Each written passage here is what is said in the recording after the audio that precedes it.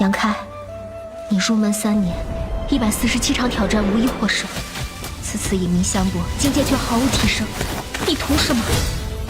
切，软柿子，随便你。废物，还是早点逐出师门为好。不屈之关，永不言败。偏要演一场给你们看。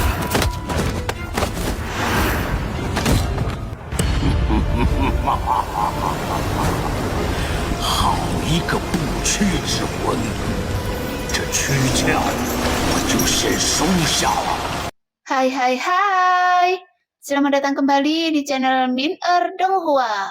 Kali ini kita akan melanjutkan cerita Donghua, Martial Peak. Nggak pakai lama lagi, langsung aja kita ke ceritanya. Cekidot. Pada saat ini ekspresi Swiling tertegun, kemudian dia mengangguk. Sehingga ekspresi tekad muncul di wajah pria parubaya itu. Kekuatan lembut air keluar dari tubuhnya, dan aura air antara langit dan bumi tiba-tiba menjadi ganas. Kemudian, tetesan air kristal yang tak terhitung jumlahnya tiba-tiba muncul di samping pria parubaya itu. Segera, pilar air itu melesat seperti anak panah dari tali, memberbadir klan tulang dari segala arah, mengandung kekuatan yang sangat kejam. Ayo pergi! Teriak pria parubaya itu sambil memegang segel dengan kedua tangannya. Tetesan air yang ditembakkan berkumpul di udara dan membentuk panah air dengan kekuatan berlipat ganda. Namun, klan tulang yang berkumpul di sekitar pria parubaya itu bersikap acuh tak acuh dan membiarkan panah air menembus tubuh mereka. Bahkan reaksi mereka hanyalah menggerakkan tubuh mereka dengan kekuatan yang sangat besar. Saat panah air mulai terbentuk, roh air telah berubah menjadi kabut dan menghilang ke dunia begitu saja. Dia adalah roh air dan terlahir dengan kekuatan magis. Saat itu, Yangke juga sangat menderita karena gerakannya ini.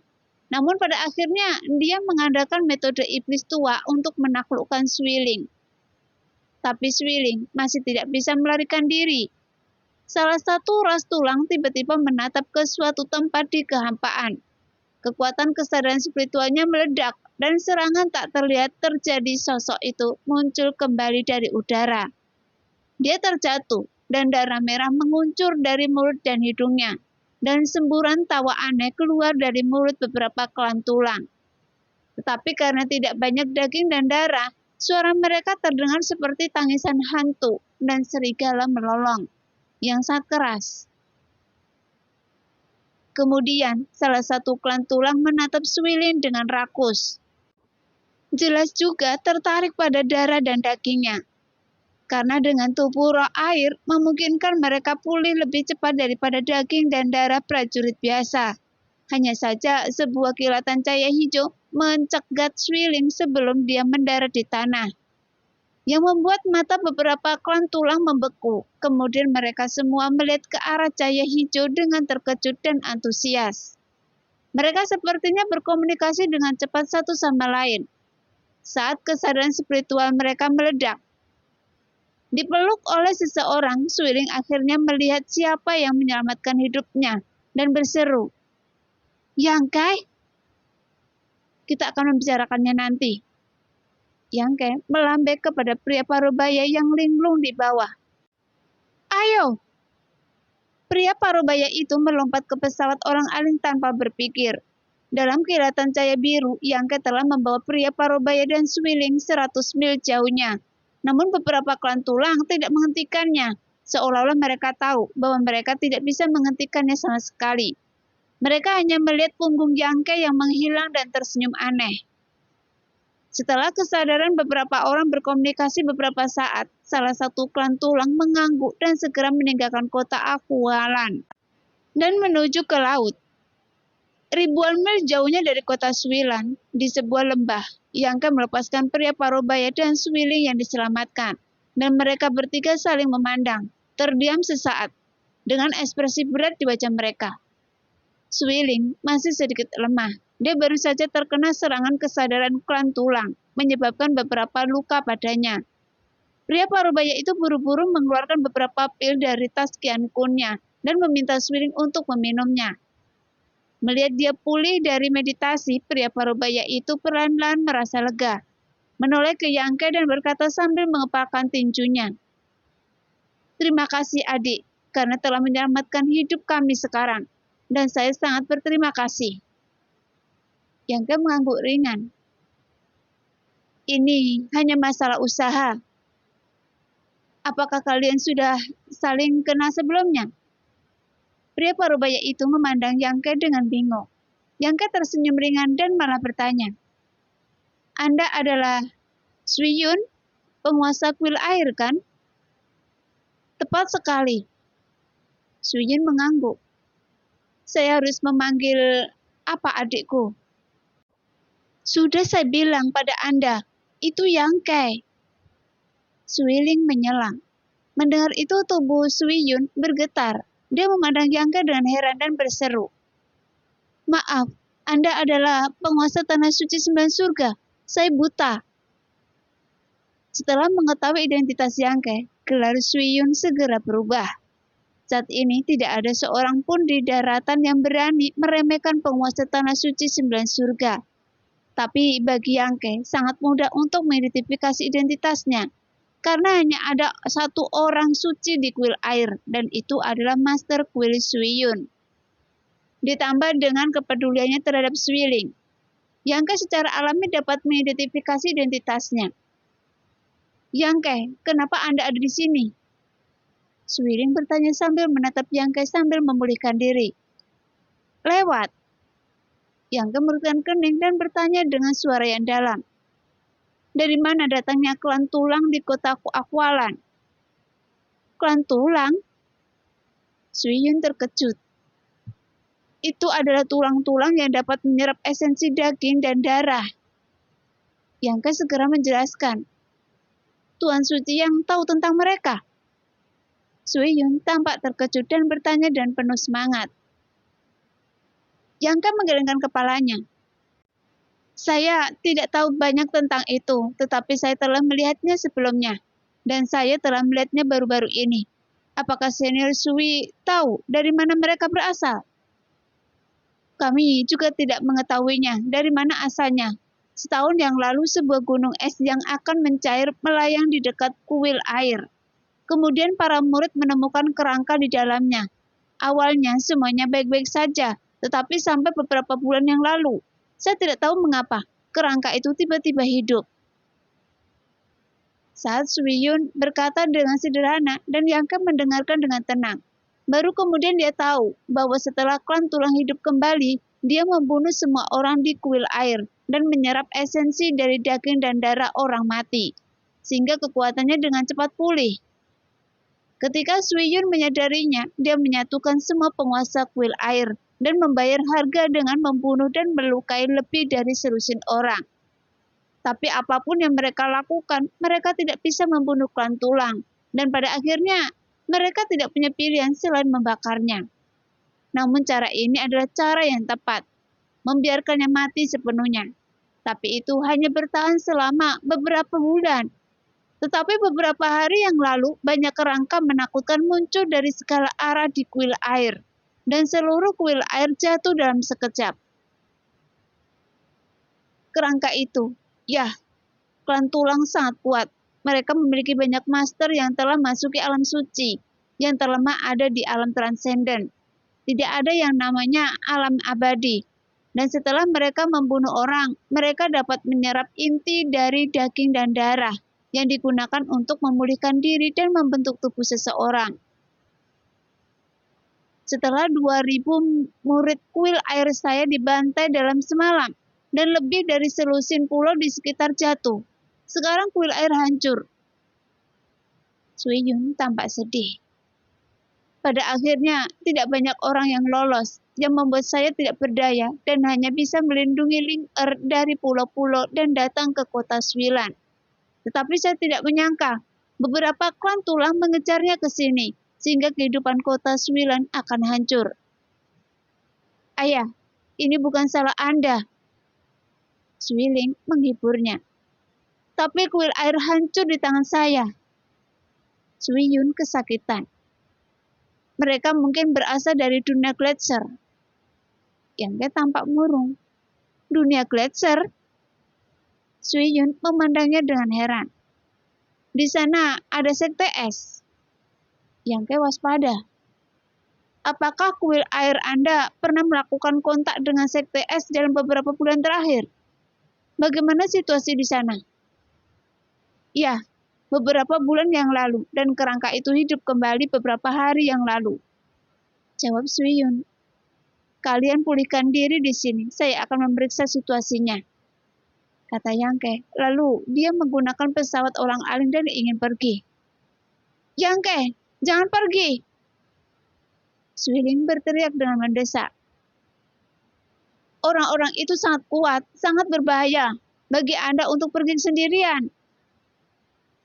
Mereka berada di alam suci dan mereka masih bisa mendapatkan kembali kekuatan mereka setelah membunuh orang Tuan Suci Yang. Anda memiliki masa depan yang cerah. Sui Yun juga membujuk Yang Ke. Jika kalian sudah pulih, pergi dari sini dan saya akan segera mencari Anda. Yang Ke buru-buru memberikan beberapa kata dan menghilang. Mendengar itu, Sui Yun dan putrinya ingin menghentikannya, tetapi mereka tidak dapat berbuat apa-apa. Saya harap dia aman dan sehat. Sui Yun menghela nafas berat. Di depan kerangka yang menakutkan itu, dia, penguasa kuil air, tidak memiliki kekuatan untuk melawan. Dan melihat ke belakang, dia masih memiliki ketakutan yang masih ada. Setelah cahaya hijau berkedip-kedip dan Yang Ke dengan cepat terbang menuju ke arah kuil air. Sekarang, klan tulang muncul di kuil air dalam skala besar, menduduki pulau kuil air dan membantai 2.000 murid kuil air. Jadi tidak mungkin mereka muncul tanpa alasan. Jika Yang Ke menebak dan benar, klan tulang ini pasti berasal dari sekte es. Bagaimanapun sekte es telah menjaga dunia Glacier untuk mempersiapkan kemunculan klan tulang.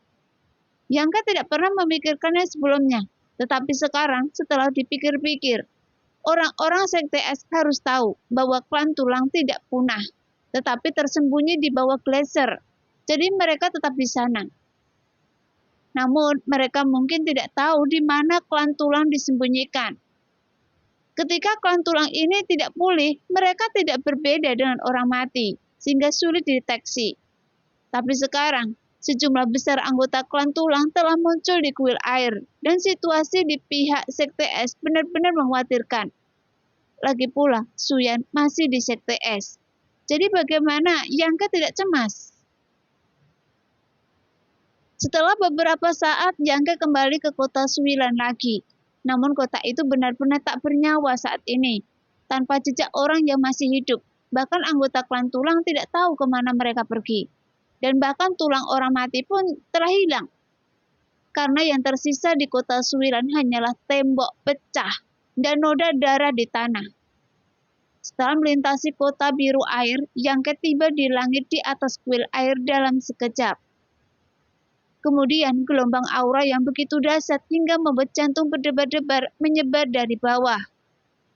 Kepala Yang Ke sangat menakjubkan. Dan dia melepaskan pikiran spiritualnya dan diam-diam merasakannya. Dan warnanya tiba-tiba berubah pada saat berikutnya. Karena di bawah ini setidaknya ada puluhan klan tulang yang telah masuki alam suci. Dan ratusan orang yang telah mencapai alam transenden. Termasuk banyak yang telah mencapai alam suci tingkat kedua atau ketiga. Dengan kekuatan sebesar itu, maka tidak akan ada sekte manapun di dunia yang mampu melawan. Jadi dapat dikatakan bahwa jika mereka bertekad untuk mendominasi benua Tongsuan, mereka dapat dengan mudah mencapai tujuan ini. Sekarang segalanya telah berubah, dan kata-kata Culing Shio dari hari-hari sebelumnya masih terngiang di telinganya dan menjadi kenyataan saat ini. Dengan kecepatan Yang Ke dengan cepat, dia lewat dalam sekejap, tanpa berpikir untuk turun menemui klan tulang itu untuk sementara waktu. Ketika cahaya hijau lewat, klan tulang terkuat di bawah benar-benar mengangkat kepala dan melihat ke arah kiri Yang Ke. Pesawat olang-aling bintang? Seorang pria parubaya dengan mata hijau meletakkan tangannya di belakang punggung dan berteriak dengan suara rendah, dengan ekspresi terkejut di matanya. Jelas, sekarang klan tulang ini benar-benar berbeda dari apa yang pernah dilihat Yang Ke sebelumnya. Dia sudah memiliki tubuhnya sendiri, terlihat seperti orang biasa. memiliki kulit kemerahan dan memancarkan vitalitas yang kuat di tubuhnya, orang yang menakutkan. Tuan, ini pesawat Elang-Aling Bintang yang baru saja kami lihat di kota itu. Apakah Anda mengambilnya kembali? Pria parubaya itu menggelengkan kepalanya. Pesawat Elang-Aling Bintang terlalu cepat untuk mengejarnya, tapi temukan cara untuk mencari tahu tentang pesawat Elang-Aling Bintang ini dan asal-usul manusia ini. Ya, jawab anggota klan tulang lain. Sepertinya dia akan pergi ke dunia Gletser. Untuk apa dia pergi ke sana?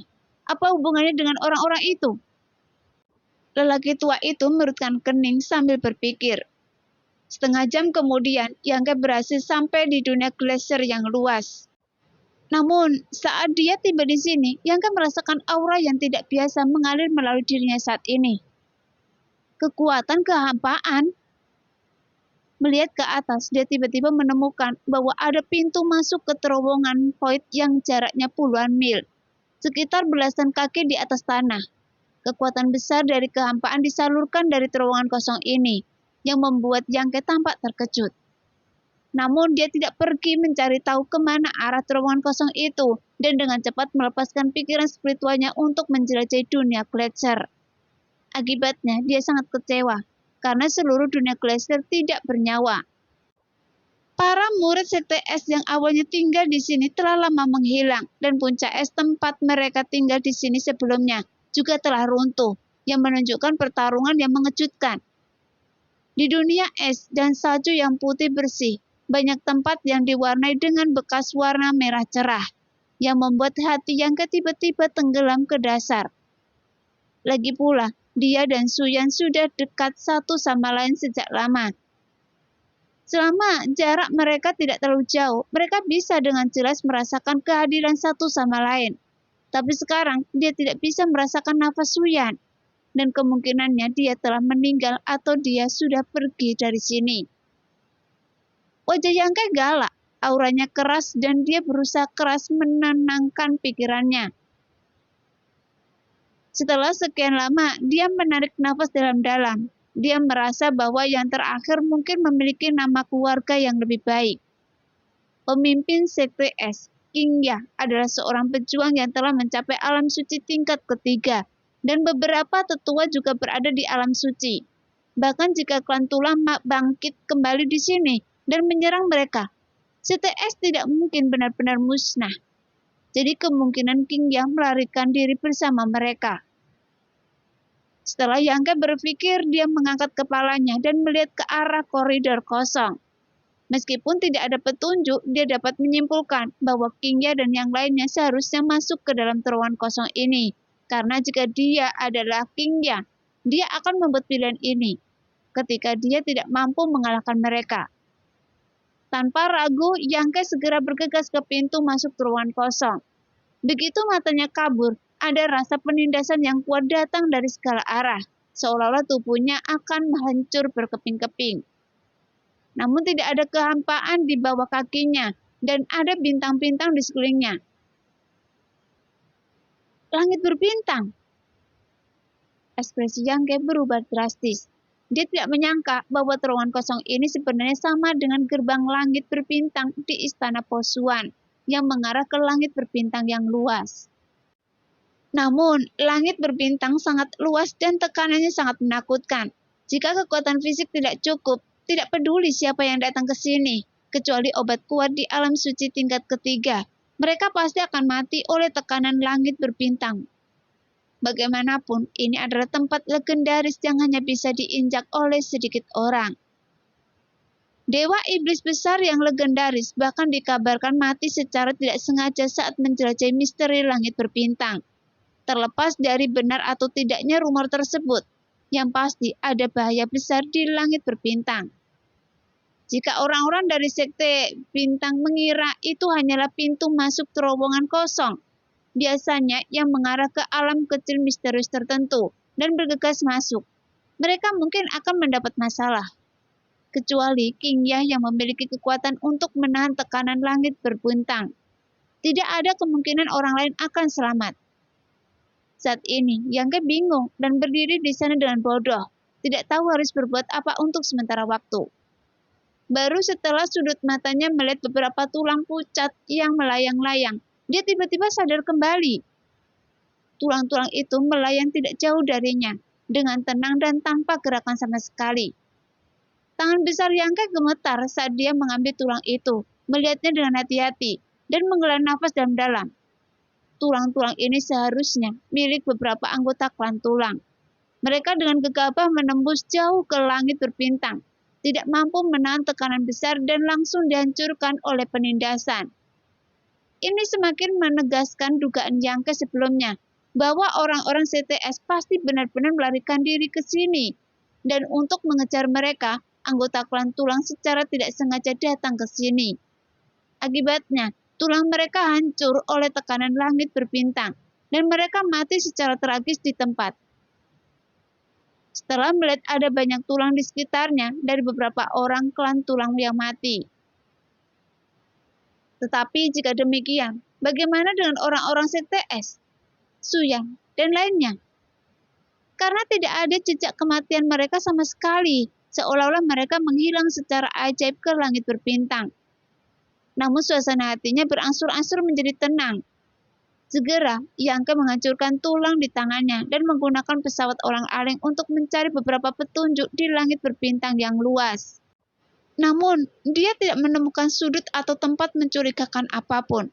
Kemudian dia melepaskan pikiran spiritualnya secara maksimal, membayangkan bahwa dia tiba-tiba akan menemukan jejak Suyan dan bahwa dia bersembunyi dengan aman di suatu tempat di langit berbintang. Di bawah perlindungan Qingya dan menunggu kedatangannya. Tapi Yangke kecewa, karena dengan gerbang langit berbintang sebagai pusatnya dan radius ribuan mil, dia mencari beberapa kali tetapi tidak dapat menemukan petunjuk apapun. Waktu berlalu dan dia tidak tahu berapa hari yang dibutuhkan. Dia kembali ke koridor kosong yang dia lewati ketika dia kembali. Setelah kembali ke benda Tongsuan, Yangke langsung pergi ke kuil air. Jika ada orang di dunia ini yang mengetahui keberadaan orang-orang CTS selain klan tulang, tidak ada kandidat lain. Jadi dia harus kembali untuk menginformasikan tentang Suyan. Dia harus mencari tahu. Sebelumnya, kuil air adalah pulau terbesar di tengah daratan tengah. Awalnya merupakan pulau tempat aula utama kuil air berada. Namun sejak hancurnya kuil air, pulau tersebut telah ditempati oleh klan tulang. Saat ini, semua anggota klan tulang berkumpul di sini. Sekarang, setiap anggota klan memiliki tubuh lengkapnya masing-masing, tidak lagi berbentuk kerangka tanpa bekas daging dan darah seperti dulu. Mereka tampak tidak berdaya dengan manusia di daratan. Satu-satunya hal yang dapat menunjukkan identitas mereka adalah mata hijau mereka. Sekarang, hampir 200 anggota klan tulang berkumpul dan sepasang mata yang terdetak kencang memancarkan cahaya hijau, membuat seluruh pulau tampak menakutkan. Pada saat ini, mereka bersukaria dengan antusias merasakan kebangkitan mereka sendiri setelah ribuan tahun, dan wajah setiap anggota klan tulang dipenuhi dengan kegembiraan. Bahkan kebisingan itu terbawa jauh bersama angin laut. Mereka berkumpul dalam lingkaran, dan di tengah-tengah orang-orang klan tulang ini ada genangan darah besar. Kolam darah itu dipenuhi dengan darah merah cerah dan potongan daging cincang. Gelembung besar terus-menerus muncul dari genangan air dan meledak, menyemprotkan potongan kabut darah, menyebabkan awan darah merah cerah mengembun di langit di atas genangan darah. Sekarang, banyak tulang pucat dan bahan obat yang tidak diketahui mengambang di genangan darah. Kemudian garis-garis terang muncul dari waktu ke waktu di dasar genangan darah, menyatu menjadi formasi yang mengkompleks dan rumit. Tuanku Luo, sudah hampir waktunya. Seorang pria klan Bone menghampiri seorang pria Parubaya dan melaporkan dengan lembut. Pria Parubaya itu mengangguk sedikit dengan ekspresi acuh tak acuh dan segera berdiri. Anggota klan tulang yang berisi tiba-tiba menjadi diam, dan mereka semua memandangnya dengan penuh harap. Luo melihat sekeliling dan berteriak dan keras. Ribuan tahun yang lalu, klan kami datang ke sini secara tidak sengaja. Kami pikir ini adalah kesempatan bagus untuk memperluas wilayah kita. Tetapi kami dihalangi oleh pemimpin tertinggi di sini. Klan kami menderita kekalahan yang menghancurkan. Semua orang kuat tewas dalam pertempuran, sehingga anggota klan yang tersisa hanya bisa melarikan diri ke dunia glacier terpencil dan tidur di sana. Tapi sekarang kita bangun, dan orang kuat itu juga sudah lama mati. Jadi dunia ini akan menjadi milik klan kita. Ayo, tidak ada yang bisa melawan kita. Mendengar itu, orang-orang klan tulang berteriak dengan semangat. Suara mereka semakin keras. Keluo mengulurkan tangannya untuk memberi isyarat dan menekan suara semua orang. Malam ini, kita akan memiliki anggota klan baru. Dan kita harus menyumbangkan kekuatan kita sendiri untuk membantu mereka bangun. Saat berikutnya, semua orang mengambil tindakan dan aliran energi yang diisi dengan esensi kehidupan klan tulang keluar dari tubuh mereka dan mengalir ke genangan air. Kolam darah sepertinya mendidih, gelembungnya bergulung dan tulang serta bahan obat mengambang dan tenggelam lebih cepat. Diiringi semburan hantu dan serigala yang melolong. Banyak wajah dengan fitur wajah kabur muncul di genangan darah. Wajah-wajah itu terikat di genangan darah seperti untaian hantu. Kemudian semua anggota klan tulang memandangi genangan darah dengan ekspresi bersemangat. Tapi mata mereka juga dipenuhi antisipasi. Saat ini, semua tulang yang mengambang tiba-tiba tenggelam. Dan dengan suara klik, tulang yang tak terhitung jumlahnya menyatu dan terjalin di dalam genangan darah. Tampaknya mengalami perubahan yang mengejutkan. Tiba-tiba dengan suara benturan, kerangka lengkap berdiri dari genangan darah, dan dua cahaya hijau tiba-tiba muncul di mata yang awalnya gelap. Hanya saja, kedua kelompok cahaya hijau ini terlihat sangat lemah dibandingkan dengan anggota klan tulang di dekatnya, dan tampak seperti lilin yang tertiup angin yang dapat padam sewaktu-waktu. Dan dia terlihat sedikit bingung dan belum mengetahui situasinya. Namun didorong oleh naluri, dia menyerap esensi daging dan darah di genangan darah. Sehingga terlihat dengan mata telanjang, daging dan darah berangsur-angsur muncul di tulangnya. Dan dalam waktu singkat kulit muncul kembali. Tapi dia terlihat seperti orang tua yang keriput. Sekarang ada lebih banyak kerangka berdiri dari genangan darah di belakangnya. Setidaknya ada ratusan orang. Saat kerangka ini menyerap darah di genangan darah, darah di genangan itu juga berkurang dengan cepat dan mulai mengering. Jadi, meskipun masih banyak obat-obatan dan tulang yang tertinggal di dasar kolam, tidak ada gunanya. Keluo hanya mengangguk sedikit saat ini, terlihat cukup puas. Saat dia hendak memberikan beberapa instruksi, sebuah suara dingin tiba-tiba terdengar dari langit malam. Jadi, beginilah cara Anda dilahirkan. Mendengar itu, Keluo tiba-tiba melihat ke samping, namun hanya kilatan cahaya keemasan yang terlihat datang dari sana, yang membawa kekuatan penghancuran dunia. Ekspresi Keluo berubah drastis, dan dia dengan cepat menggunakan kekuatan di tubuhnya untuk memblokir serangan cahaya keemasan ini. Tapi itu masih satu langkah terlambat. Tuar! Segera, sebuah ledakan keras terdengar, dan genangan darah hancur berkeping-keping. Anggota klan tulang yang baru lahir yang berdiri di genangan darah tidak dapat menahan serangan itu sama sekali. Tulang-tulang mereka hancur dan terbang ke segala arah, bahkan tidak ada seorang pun yang selamat. Siapa? Keluo berteriak keras. Jangkep berdiri di kehampaan yang terbungkus udara dingin, berjalan selangkah demi selangkah ke puncak kepala banyak klan tulang, dan menatap Keluo dengan ekspresi tak kenal takut. Dia juga merasa bahwa di antara klan tulang di sini, orang ini memiliki kekuatan dan status tertinggi. Jika dia ingin mengetahui sesuatu, yang terbaik adalah bertanya kepada orang ini.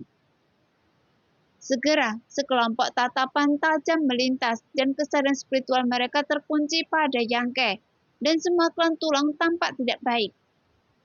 Ada anggota klan tulang di antara kerumunan yang memandang Yangke dengan hati-hati dan segera berseru. Ternyata itu Anda. Tuan, dialah pemilik kapal bintang. Mendengar hal tersebut, Keluo terlihat senang dan tertawa terbahak-bahak. Pantas saja dia begitu percaya diri meski kekuatannya rendah. Ternyata dia mengadakan kekuatan kapal bintang. Tapi saya khawatir Anda salah paham. Kapal bintang tidak ada gunanya di hadapan saya. Saat dia berbicara, nafas langit dan bumi tiba-tiba terhenti dan sepertinya ada lapisan penjara dan berkah yang tak terlihat di samping Yangke.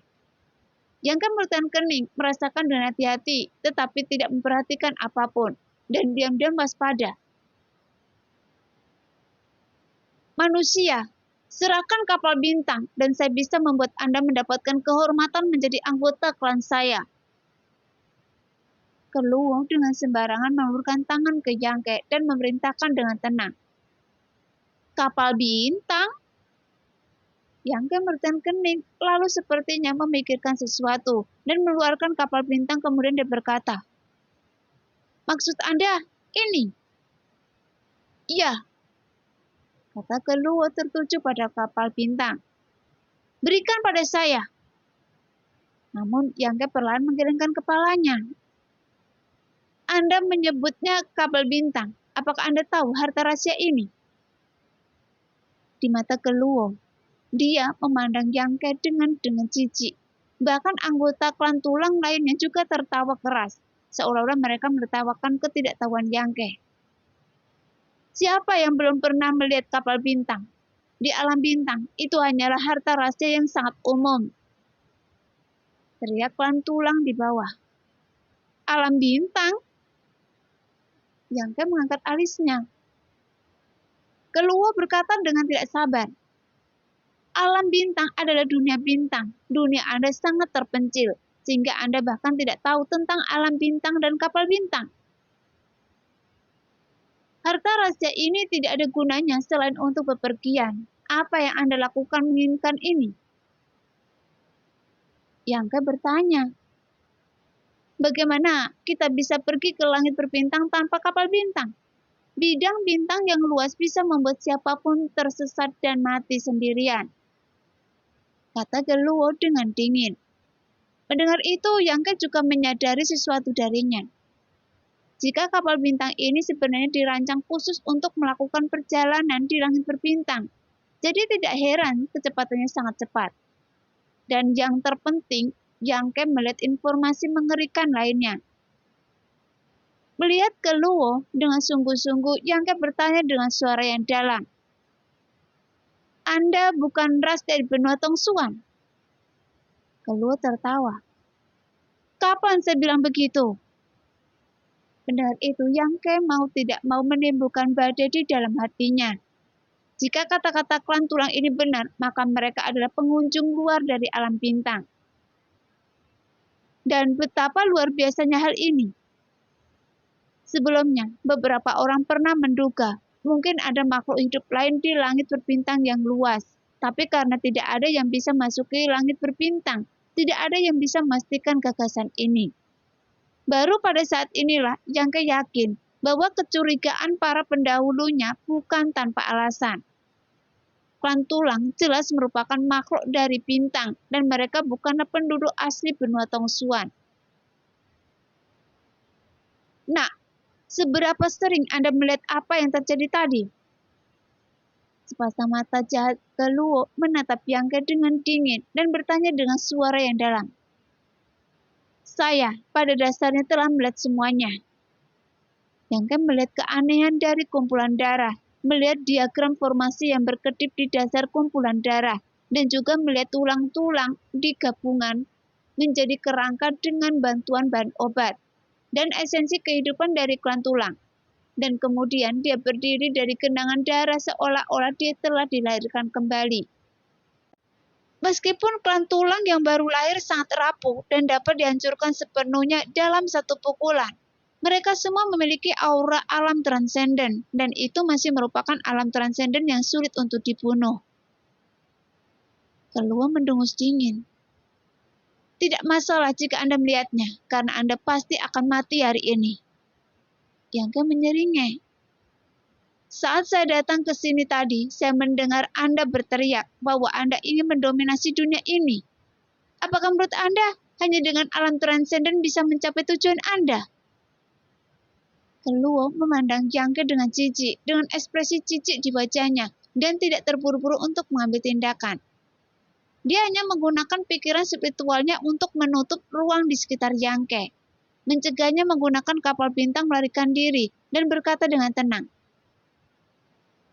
alam transenden, semua bahan di dunia ini hanya memungkinkan anggota klan saya yang baru lahir memiliki kekuatan alam transenden.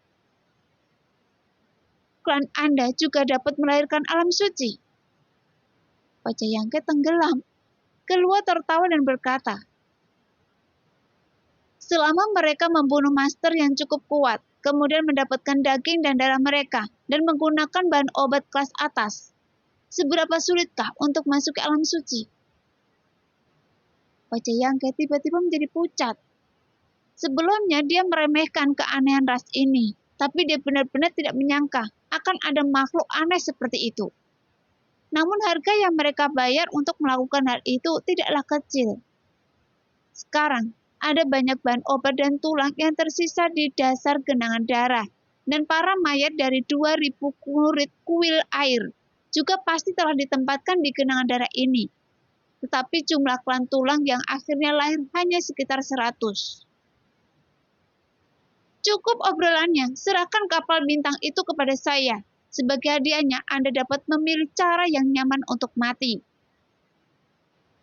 Wajah Keluo menjadi tidak sabar. Saya punya satu pertanyaan terakhir. Jika Anda bisa menjawabnya, kapal bintang akan diberikan kepada Anda. Yangke berteriak dengan suara yang dalam. Anda tidak memenuhi syarat untuk menegosiasikan persyaratan dengan saya. Keluo tampak tegas. Dengan kekuatan Anda yang lemah, saya bisa mengambil nyawa Anda hanya dengan menjentikkan jari saya. Kalau begitu, saya akan menghancurkan kapal bintang ini. Yangke tidak takut dan memegang kapal bintang dan memuntahkan energi aslinya seperti ular bertaring, seolah ingin bertarung sampai mati. Nah, demikianlah cerita hari ini. Terima kasih yang sudah menonton video Min sampai selesai. Sampai jumpa di video selanjutnya. Bye-bye.